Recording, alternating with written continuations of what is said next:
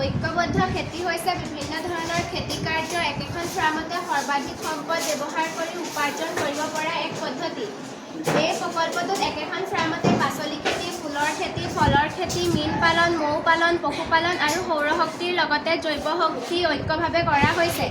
বৰ্তমান যুগত উপযুক্ত শিক্ষাগত অৰ্হতা থাকিলেও চাকৰি এটাও পোৱাটো টান হৈ পৰিছে।